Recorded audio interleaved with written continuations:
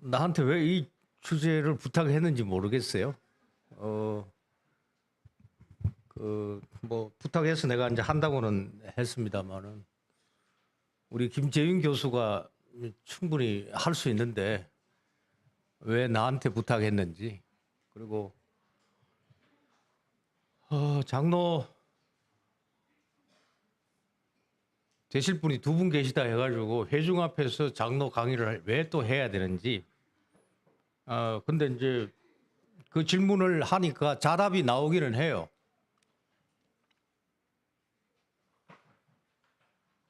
여기 저 20대, 30대 남자들 다 서. 오비로 서.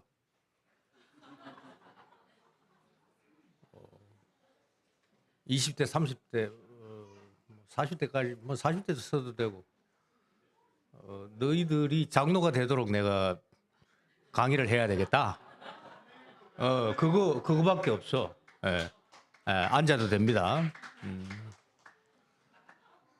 디모데전서 3장 1절 보면은 장로가 되기를 원하는 자, 장로가 감독이 되기를 그걸 뭐라고 할까요? 뭐 사모한다 할까요? 사모한다고 번역이 되어 있죠. 그런 동기부여가 됐으면 참 좋겠다. 그러니까 오늘 오전 설교처럼 지금은 쉰가 먹고 기력을 회복해가지고 장로로서 다 출동할 수 있는 여러분들이 되면 좋겠습니다. 그게 한국 교회의 지금 상황을 보면은 최근 들어와가지고 아주 뚜렷하게 나타나고 있는 현상이 교회마다 이제는 장로 후보가 없어요.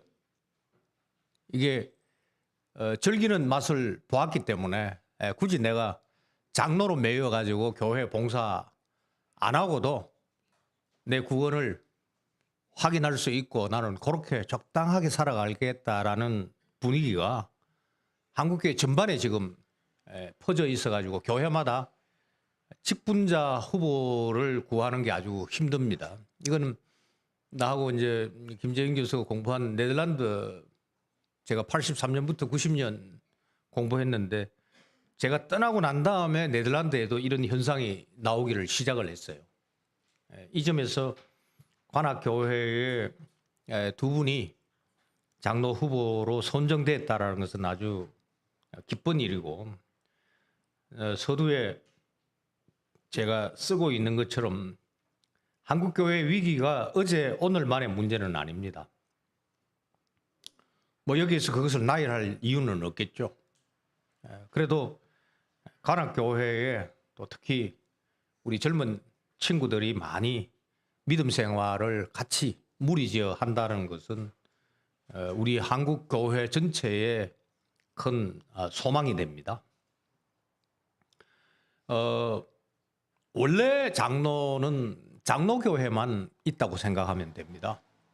그리고 성경에서 장로에 대한 말씀이 나오지만은 우리가 지금 이해하고 있는 장로교회, 그리고 장로교회의 장로 직분이라는 것은 성경에서 바로 갓난아기처럼 도출되어 가지고 그 모습대로 하는 것이 아니라, 쉽게 말하자면은 칼빈 선생이 사역했던 제네바라는 역사적인 그 상황, 역사적인 시도, 역사적인 교회 건설, 그것을 우리가 가리켜서 개혁교회를 건설한다, 이제 그렇게 표현할 수 있겠죠. 그런 실험을 거쳐 가지고 또 미국을 통하여서 우리에게 왔죠.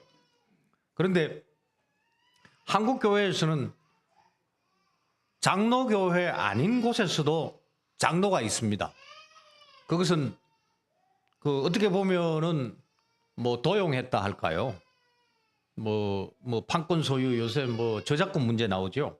뭐 그렇게 따지면은 뭐 베낀 거다, 그렇게 말할 수가 있습니다만은 좋은 것을 배우는 거 가지고서 시비 걸 필요는 없죠.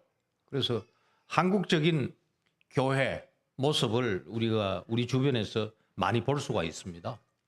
그런데 장로라는 것은 장로라는 직분 장로라는 이름은 교회를 구성하는 데 있어서 또 교회가 세워지는 데 있어 가지고 중요한 그 몇 가지 기초가 있습니다. 그 가운데 한 부분에 속한다고 볼 수 있겠죠. 우리는 교리라는 측면이 있습니다. 성경 말씀을 잘 요약한, 그래서 사도신경이 그것을 잘 요약했죠. 근데 역사적으로 살다가 보니까 사도신경보다는 조금 더 정리된 고백서가 있어야 되겠다. 그래서 우리가 장로교회의 신앙고백서라는 웨스트민스터 신앙고백서하고 대소요리문답을 가지고 있습니다. 우리 안 목사 참 잘 가르치던데, 안 목사님 좀 공부하러 가라. 좀 한국교회 장래를 생각하고 유학 가는 것이 하나의 그 벼슬이 되던 시절이 있었어요. 내가 83년 유학 갈 때만 하더라도 여권과 비자 얻는 것 자체가 정말로 어려웠고, 여러분들 이런 얘기하면 이해 못할 거예요. 우리는 중앙정보부가 개설한 방공교육을 받고 여권을 받았습니다. 그렇기 때문에 우리는 벼슬이에요. 근데 지금 벼슬 아니잖아. 벼슬이 아니고 유학 가는 것은 고난이에요. 유학 갔다 와도 실업자가 많거든. 근데 안강무사 네가 그 요리문답 가르치는 거 보니까 아까워.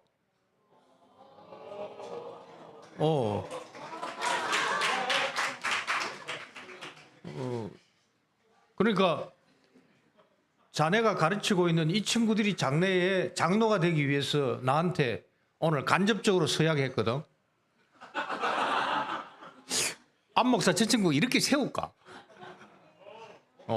그러니까 너가 한국교회 장래를 생각을 하고 고난의 유학을 하고 공부를 좀 해. 이게 이제 교리 측면이 있고요. 그리고 그러면 이 교리를 우리가 어떻게 배울까? 근데 교리의 요약은 삼위 하나님입니다. 사도신경에 우리가 오늘 고백했는 것처럼. 그 삼위 하나님을 고백하는 그것 자체가 하나의 입의 문제만 아니고 입으로 시인해야 되죠. 로마서 10장에. 그리고 마음으로 고백해야 됩니다. 그리고 손으로 실천해야 되겠죠. 그것을 주로부터 받아가지고 주로부터 쉬고 주로부터 먹고 공급받는 것이 예배죠. 예배가 교리를 우리의 삶의 어떤 자양분으로 받고 그리고 준비하고 기력을 회복하는 자리죠. 그러면 이 문제를 구체적으로 시행하도록 부름받은 직분자가 누구냐? 그게 목사와 장로와 집사죠. 그 중에서 우리가 이제 장로 직분을 생각을 하려고 합니다. 한국교회의 이런 그 위기, 그리고 한국교회가 지니고 있는 이런 약한 모습에 대해서는 이제는 입에 올릴 필요 없이 우리 모두가 한국교회를 교회답게 해야 하는 책임을 지고 있다. 이제 그것을, 그래서 나는 그 관악교회 여러분들에 대한 어떤 그 존경, 어떤 사랑, 기대 아주 큽니다. 여러분들이 함께 여기에서 무리를 이루고 무리 가운데 외로움을 얻는 것이 아니라 외로움을 채워서 부족함이 없는 삶을 살 때에 나는 어떻게 하면 여러분들이 쉬지 못하는 사람에게 쉬게 해줄 수 있을까? 이것은 단순히 쉬는 문제겠지만은 노사의 문제로 따져가지고 어떻게 나의 이 쉼과 기력을 통하여서 이웃에게 일자리를 만들어 줄까? 그렇게 하여서 그 이웃의 가정이 어려움 없이 경제적으로 건강한 삶을 살아갈 수 있는 재정적인 기반을 얻게 할 수 있을까? 뭐 그러면서 그 모든 그 이웃에 대하여서 어떤 방식으로든지 이 관악교회 오늘 매주일마다 얻는 쉼과 꼴과 기력 회복을 통하여서 이 세상에서 어떻게 쉼을 베풀어 줄 수 있을까? 꼴을 베풀어 줄 수 있을까? 기력이 없는 사람에게 기력을 회복시켜 줄 수 있을까? 이제 그 점에서 우리 모두는 한국교회의 과거와 특별히 현재의 그 부조리한 바람직하지 못한 모습에 발목 잡히기보다는 앞을 향하여서 우리가 해야 할 일은 뭘까? 주께서 우리에게 쉬고 꼴을 먹게 하심으로 기력을 회복해서 우리에게 어떻게 하나님 사랑하고 이웃 사랑할 수 있도록 해주실까? 이제 그것을 우리가 뭐 하나님의 형상으로 살펴볼 수 있겠죠. 그러니까 뭐 관악교회에서는 이 파송의 찬송도 부르고 항상 그것이 이 측면을 강조합니다만은 교인들의 일터는 교회가 아니죠. 교인들의 일터는 세상입니다. 근데 이제 세상이 우리를 위협하죠. 유혹하죠. 발목 잡죠. 그리고 세상이 우리에게 유혹할 때에 즐기고 싶은 게 너무나 많습니다. 그것을 매주일 교회에서 주의 말씀으로부터 이제 씻음을 받죠. 그래서 교회는 말씀이 있습니다. 씻는다는 것은 세례를 의미하죠. 그 점에서 우리가 매주일 세례 받는 것은 아니지만 매주일 세례를 생각하면서 말씀으로 씻음을 받죠. 그리고 우리가 손으로 만지고 입으로 섭취하여서 예수 그리스도의 그 십자가와 부활을 먹고 마시는 이 교회에서 공급받는 것, 이것은 주로 직분의 관점에서 이게 치리의 관점이죠. 처음에는 교리, 예배, 그리고 이 일을 맡은 자들의 문제가 직분론인데 이 직분자들이 하는 일을 가리켜서 치리라고 얘기를 합니다. 그것을 제가 세상 통치라는 측면에서 언급했습니다. 그러니까 이 말씀과 세례와 성찬을 통하여서 우리가 힘을 회복하죠. 씻죠. 그리고 채워서 부족함이 없도록 하는 직분을 목사가 맡았다면 그 말씀을 되새김질 잘하고 있는지 장로가 살피는 거죠. 그 말씀을 잘 소화하고 있는지 장로가 살피는 거죠. 또 그 말씀대로 살려고 애를 쓰고 있는지 살피는 거죠. 그 말씀대로 살려고 하는데 어떤 어려움이 있는지를 살피는 자가 장로라고 할 수가 있습니다. 그러면 장로는 그렇게 살피면서 이렇게 신과 꼴을 그리스도로부터 전달받아서 제자처럼 공급하고 있는 목사에게 꼴에 문제가 있습니다. 불순물이 많이 섞여가지고 우리 교인들은 먹고 이게 소화가 안 되는 것 같아요. 이러면은 세상에 나가가지고 통치 못합니다. 그래서 장로는 목사한테도 할 말이 있습니다. 이게 결코 쉽지 않아요. 우리 교인들에게도 할 말이 있습니다. 그렇기 때문에 장로 되기를 사모하라 했지만은 장로 되기를 사모하는 게 결코 쉬운 문제가 아닙니다. 내가 아주 존경하는 우리 고대 교회 선배 한 분이 있는데 아버지가 감독이었어요. 아주 시골, 터키의 그 아주 황량한 곳. 지금은 장소조차도 거의 알려져 있지 아니한 나찌안주스라는 동네에서 주교를 한 우리 선배 그리고리우스라는 분이 있는데 아버지가 자기 그 교구에 아무도 안 오려고 하니까 아들 너가 내 대를 이어라. 나는 못합니다. 그러니까 아들이 그 눈치를 차리고 자꾸 도망을 가요. 근데 살짝 꼬셔가지고 어느 주일 오게 하고 집사한테 명령을 내렸어요. 양쪽에서 어깨에 내려앉히고 그리고 무릎 짓밟아라. 안수는 내가 할게. 그렇게 해가지고 아버지 대를 이어서 그 감독이 된 그런 분이에요. 왜 그랬느냐? 나 홀로 신앙생활 하기도 벅차고 나 홀로 해도 충분한데 왜 내가 목사한테 듣기 싫은 얘기 해야 되고 교인들 살펴야 돼. 그러면서 자기가 직분자 되는 것을 싫어한 거죠. 그런데 여기 두 분 내가 표 받았으니까 하겠다. 감히 겁도 없이 이제 했는데 한번 져 보시길 바랍니다. 결코 쉬운 문제가 아닙니다. 근데 물론 잘 하실 거예요. 그러나 쉬운 문제가 아니죠. 여기에서 이제 통치라는 말하고 칠이라는 말이 같습니다. 그래서 여러분들은 칠이라는 말을 잘 못 들었을 거예요. 이것은 특별히 교회에서만 사용하는 표현입니다. 물론 세상에서도 칠이라는 말을 쓰긴 합니다만은, 그러나 이것이 주로 교회에서 정착된 표현인데 이것은 그야말로 다스린다라는 말입니다. 그런데 이 다스린다라는 말은 예수 그리스도의 직분에서 왔죠.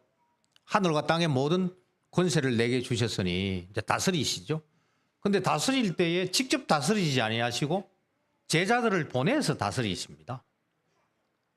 이 다스린다라는 이 표현이 에베소서 4장에 보면은 부활 승천하시면서 포로된 자들을 사로잡으셨다라는 표현이 있는데 그것은 구약의 본문을 인용한 겁니다. 에베소서 4장 아마 9절인지 그럴 겁니다. 이제 그 말씀에 보면은 그것을 해석하는데 정반대의 해석이 나옵니다. 하나는 사로잡힌 자라는 것은 죄와 사망이다. 교회와 성도를 해치려고 하고 있는 악한 세력이다.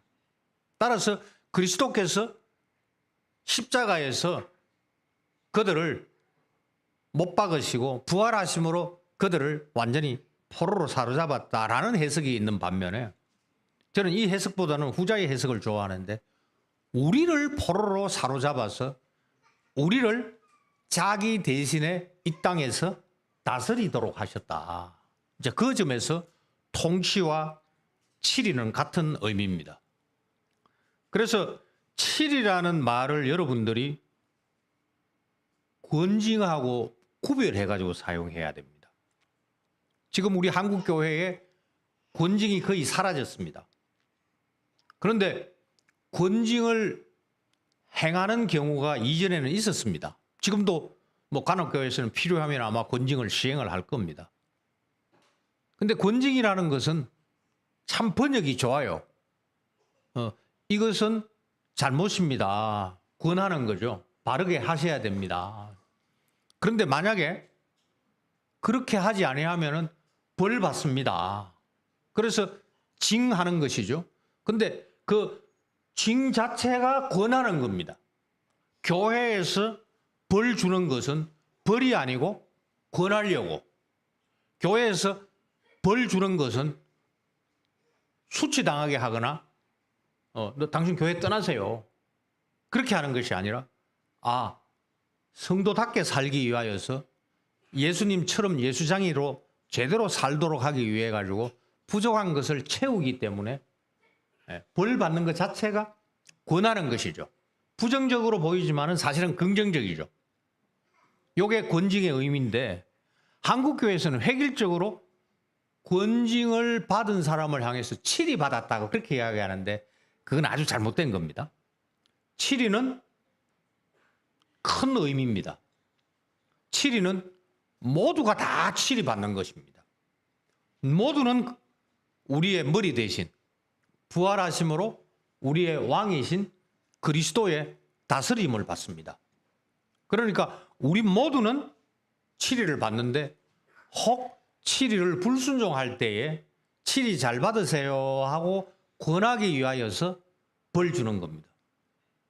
그래서 장래 장로 될 여러분들은 용어부터 분명히 알아야 됩니다. 권징 받은 것을 칠의 받았다라는 그런 말로 표현하지 말기를 바랍니다.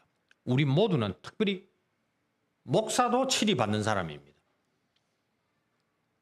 근데 이제 한국 교회는 목사는 칠이 안 받는 걸로 생각을 해요. 그거 아주 잘못돼 있죠. 이제 그런 것도 잠깐 얘기하도록 하겠습니다. 그 정강도서 없어서 하는 소리인데 내가 이 강의 한 보내줄까 하니까 괜찮습니다 그러더라고. 내가 어제 급해가지고 어제 내가 나왔는데 나오기 직전에 강의 한 보내주세요 그러더라고.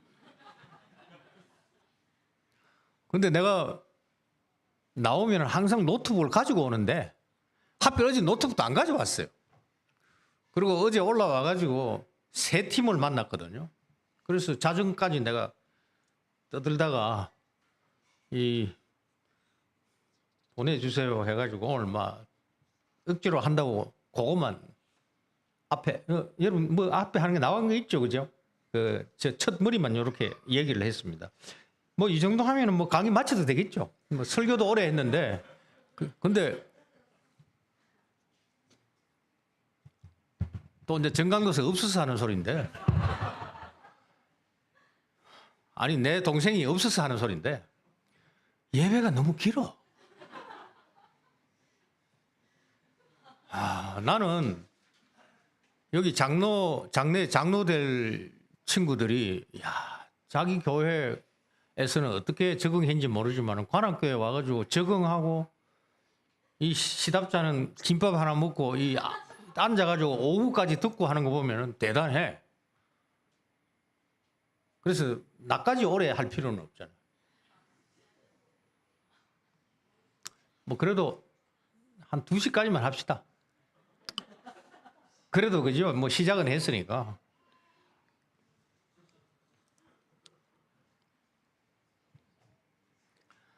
장로직은 교회 역사 초기부터 잘못 이해하고 평가절하됐습니다. 여러분들이 일반적으로 가톨릭 교회의 그 성직자를 가리켜서 뭐라고 부르죠? 신부라고 부르죠. 그 신부라는 이름은 공식적인 것은 아닙니다.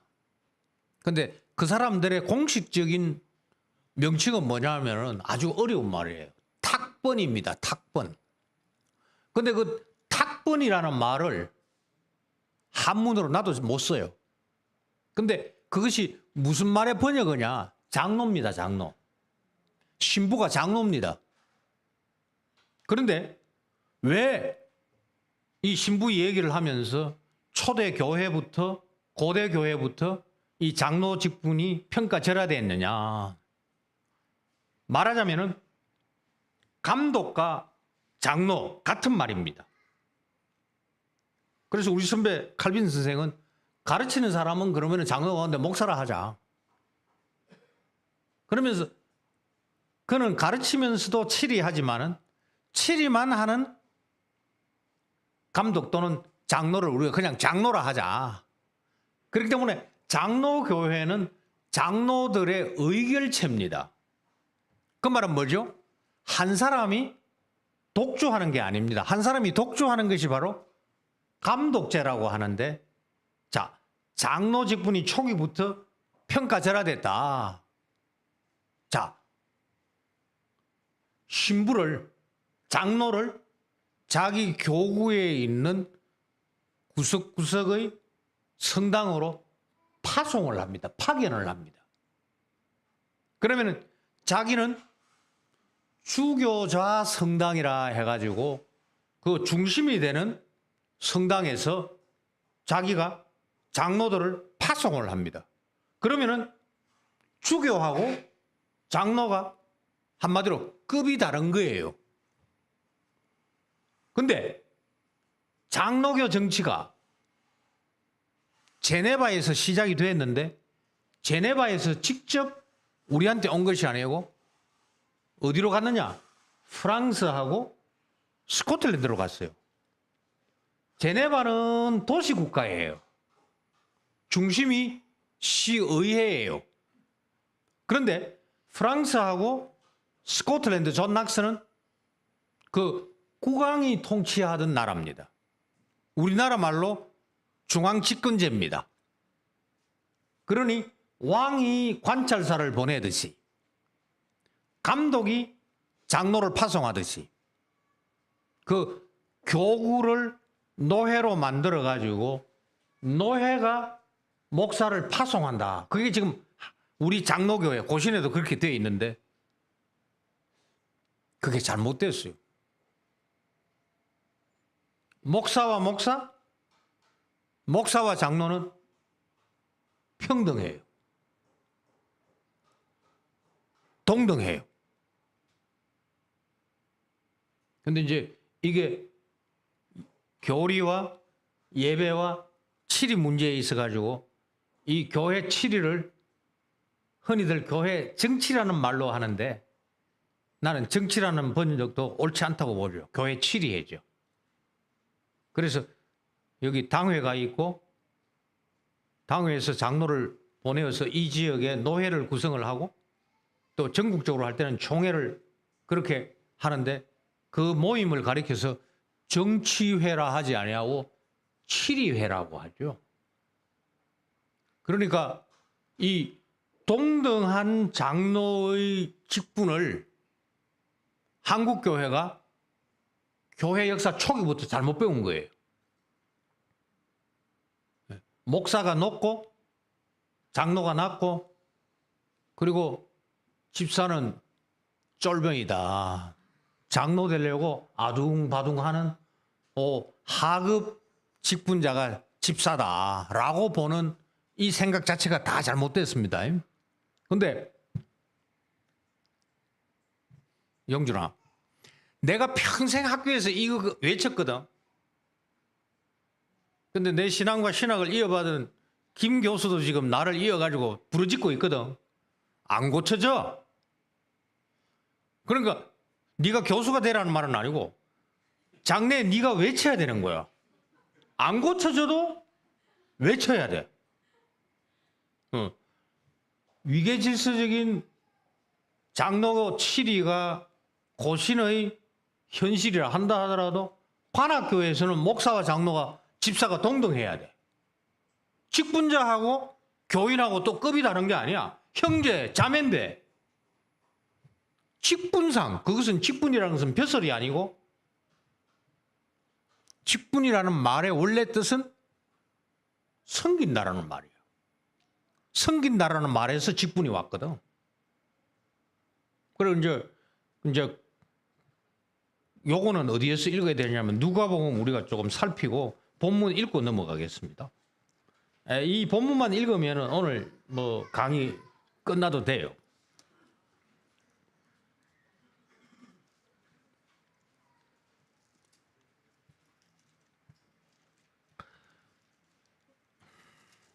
누가복음 22장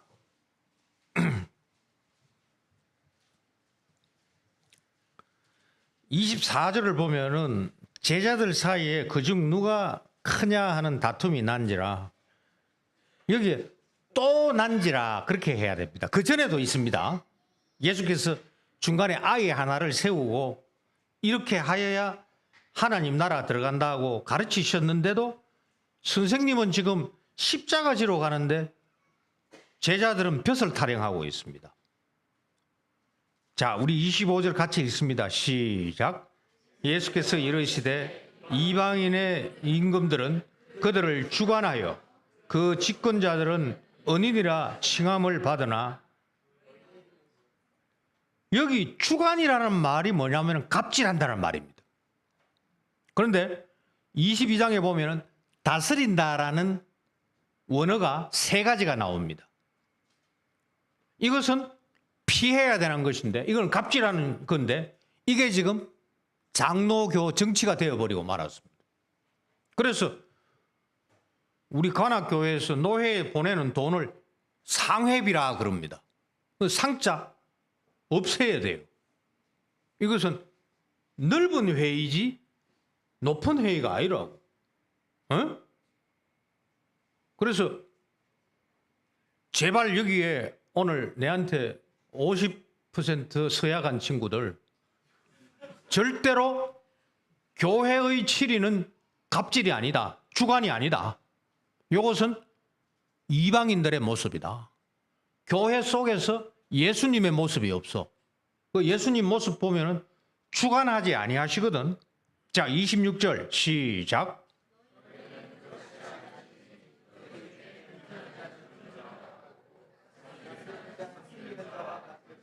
자, 두 번째 다스린 거 치리하는 거 나왔죠?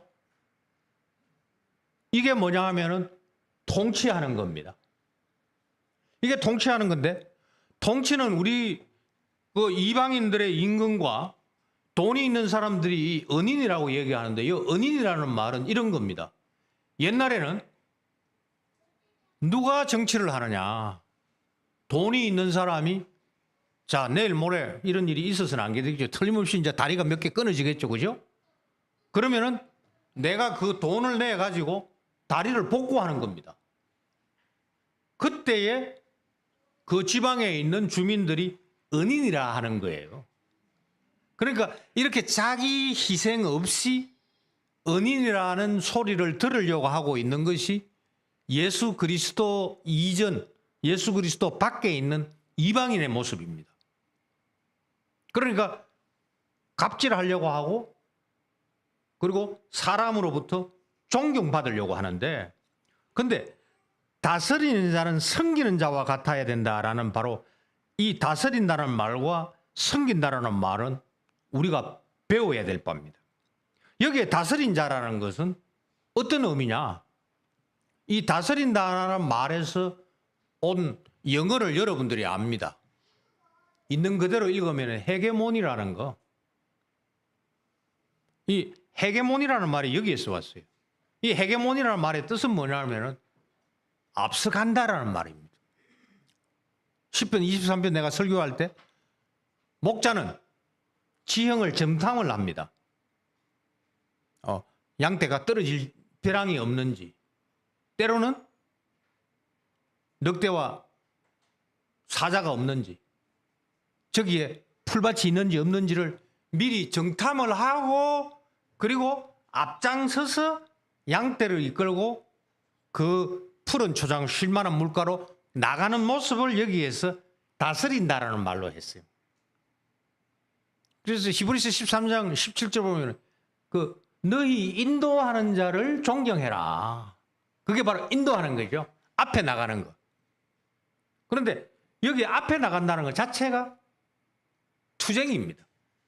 맹수하고 싸워야 됩니다. 그리고 양이 떨어지면은 그 낭떠리 주우러 내려가야 됩니다. 99마리를 남겨두고 한 마리를 찾으러 나가는. 그래서 여기 다스린다라는 것은 통치지만은 우리가 말하고 있는 세상 정치의 어떤 그 통치하고는 다른 거예요. 이건 희생이에요. 헌신이에요. 예수 그리스도의 모습을 말하고 있습니다. 근데 그것이 바로 뭐냐? 섬기는 거다. 여기에서 섬긴다라는 말이 직분이, 그래서 이전 성경 번역에는 뭐 베드로의 장모가 예수님으로부터 열병이 낫고 난 다음에 예수님께 어떻게 하더라? 수종들더라. 섬기는 거예요. 그게 직분이에요. 그러니 직분을 맡은 자는 자기 돈 내가지고 은인이라는 말을 들으려 하는 것이 아니라 예수님으로부터 떡과 고기를 받아야 나누어 줄 수 있는 거죠. 이 점에서 장로는, 직분자는 주로부터 공급받지 아니하면 나누어 줄 게 없어요. 그 점이 장로의 자격, 그 직분의 자격 중에 중요한 것이죠. 직분이 뭐냐? 장로의 직분이 뭐냐? 투쟁하는 자입니다. 이단하고 싸우는 겁니다. 7계명 문제 심각하다. 싸워야 되는 거죠. 요새 말이에요. 불로소득 자꾸 한다. 8계명 가지고 싸워야 되는 거죠. 쉽지 않아요. 그게 바로 섬기는 겁니다. 자, 27절 시작.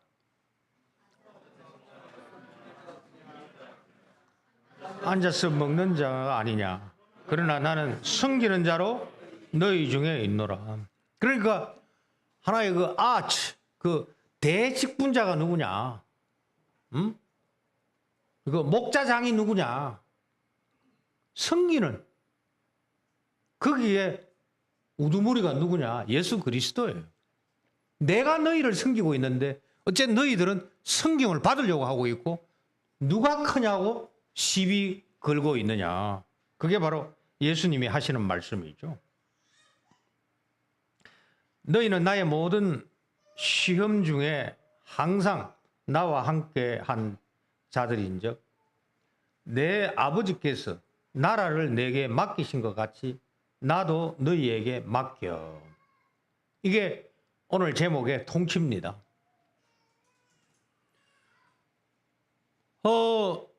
어떤 심리적인 위안이나 어떤 심리적인 어떤 그 착각을 말하고자 하는 게 아닙니다. 우리는 그리스도가 삼직을 가지고 계신 것처럼 그 세 직분을 우리도 받아가지고 이 땅에서 살아가는 겁니다. 여러분들의 입장에서 갑질하는 지도교수 밑에서 눈치 봐야 되는 랩 학생일 수가 있어요. 또 취직하면은 상사 눈치 봐야 됩니다. 취직하면 상사 눈치만 보냐? 결혼하면 마누라 눈치 보고 말이야. 전부 다 지금 다 길쳐가 완전히 다 그렇잖아. 근데 왜 하필 교수가 갑질한다고 상사가 갑질한다고 불평해? 다 그렇게 살아가면서 그냥 하는 소리고, 우리는 주께서 다스리시니 나도 다스리는 자로 주일마다 기력을 회복하여 세상에서 나간다. 예수 그리스도의 십자가가 아주 형편없는 얼의 모습 가운데 어리지만은 그것이 바로 갑이라고 주장하고 있는 두 강도를 섬기는 것이다. 이게 세상 통치라고 얘기할 때 내가 성경적으로 넣은 의미입니다. 앉아서 먹는 자라는 것이 바로 오늘 오전에 설교했는 것처럼 이렇게 게스트가 되어가지고 대접을 받는 모습을 말하고 있습니다. 그러면서 30절에 같이 읽겠습니다. 시작.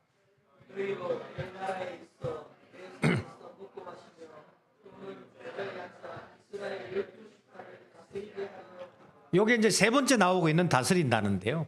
이 다스린다라는 것은 그야말로 섬기는 자가 섬김의 방식으로 지속적으로 다스리고 있는 모습을 말하고 있습니다. 그리스도가 십자가에 가장 비천한 종이 되어서 행하셨기 때문에 하늘과 땅의 모든 권세를 아버지로 받아 지금 하늘 보좌에서 다스리시고 계시는 것처럼 우리는 주로부터 공급받아 그래서 주의 섬김을 받았기 때문에 이제는 섬기는 자로서 상사를 다스리는 거죠. 섬기는 자로서 교수를 다스리죠.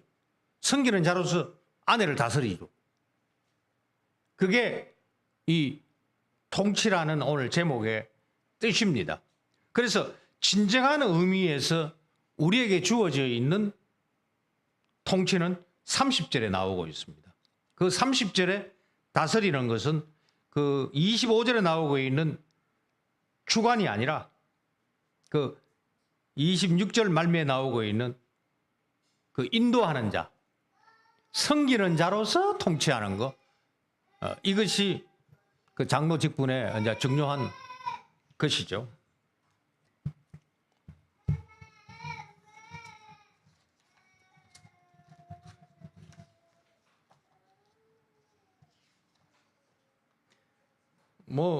한두 가지만 하고 마치겠습니다. 특별히 이제 그 장로하고 신방에 대하여서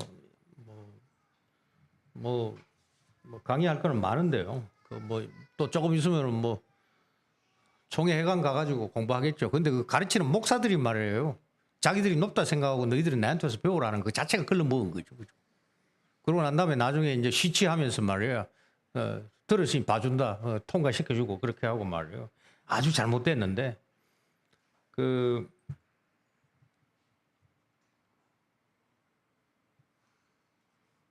오늘 내가 내 후임 교수 김재윤 이름을 자주 얘기하는데 그 골로새서 5장 25절 가지고 설교를 참 잘하더라고요.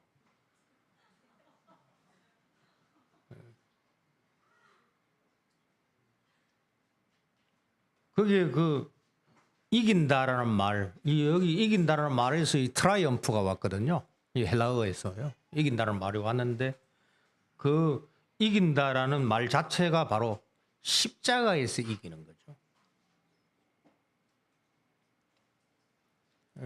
만약에 교회가 이 땅에 존재해야 된다면, 만약에 직분자가 존재해야 된다면, 그 이방인들과 다른, 세상과 다른 통치가 무엇인지를 교회가 보여줘야 되는 거죠.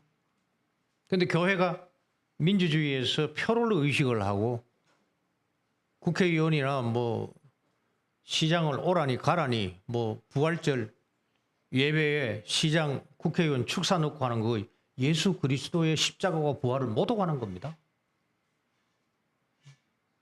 어디 예수 그리스도의 하늘과 땅의 그 권세를 시장 국회의원의 대통령의 권세에 비교를 해요? 그건 교회가 자기를 부인하는 그건 배신 행위예요. 그걸 보여줘야 될 책임이 목사와 장로 직분자에게 있는 거죠.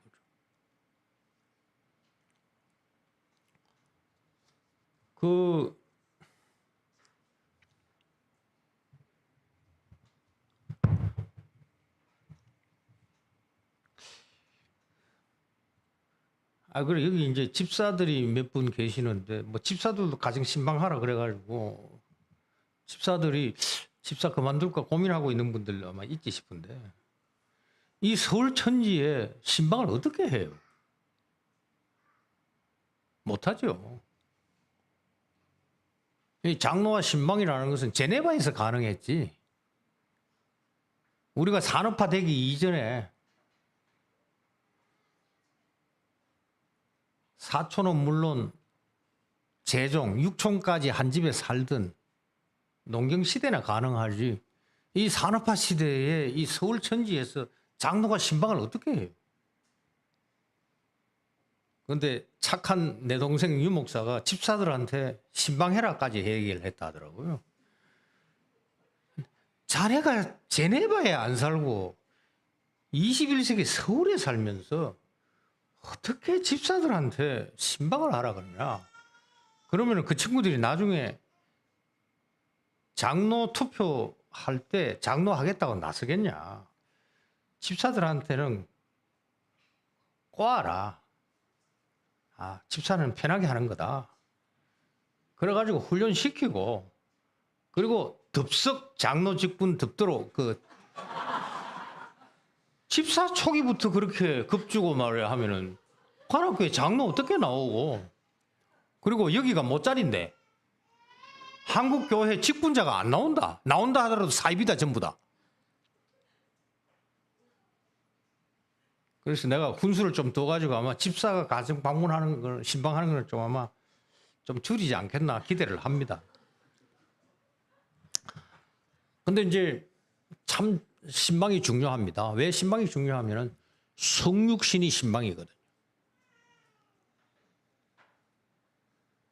우리가 하나님을 찾아간 게 아니고 하나님께서 우리를 신방하셨어요. 요 신방의 문제는 내가 구약에서 신약으로 이렇게 쫙 본문 살펴가지고 할 내용이 많습니다. 한 군데만 보겠습니다. 창세기 50장인데요.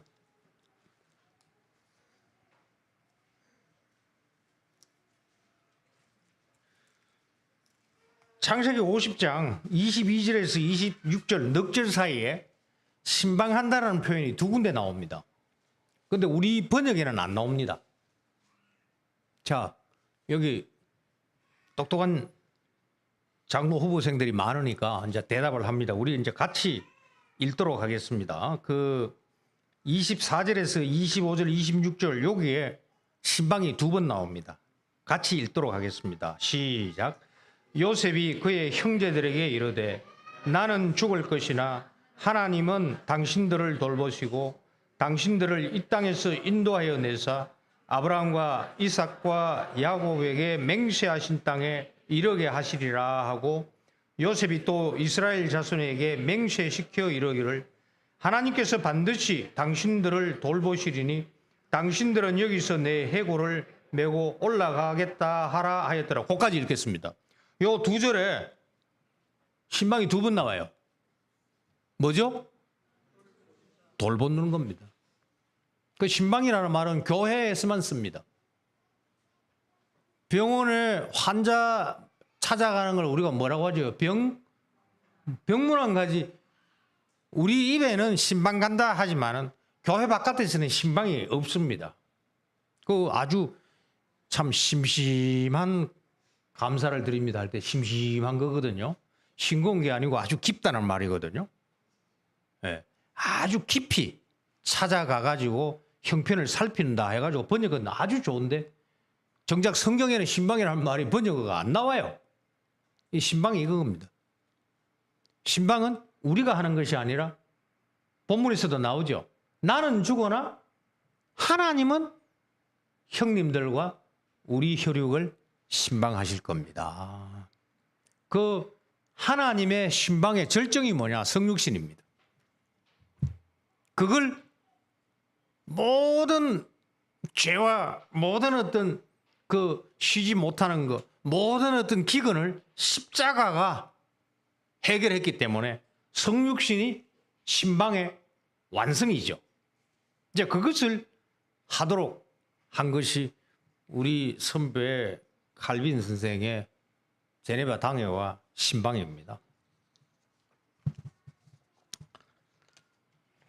2시가 됐으니까 마치겠고요. 뭐 장로 후보생들이 신방 어떻게 해야 되냐면 내한테 개인적으로 들으면 되고, 그리고 그 개인들은 나중에 이 후배 후보생들한테 전하면 되고, 그죠? 또 모르죠. 내가 장로 임시식 할 때 설교하면은 또 뭐 가르칠 수 있을런지. 자, 좋은 장로들 많이 나오기를 바라고 한국 교회에 그 빛이 되는 관악교회의 청년들 또 우리 장로 후보생들 되기를 바랍니다.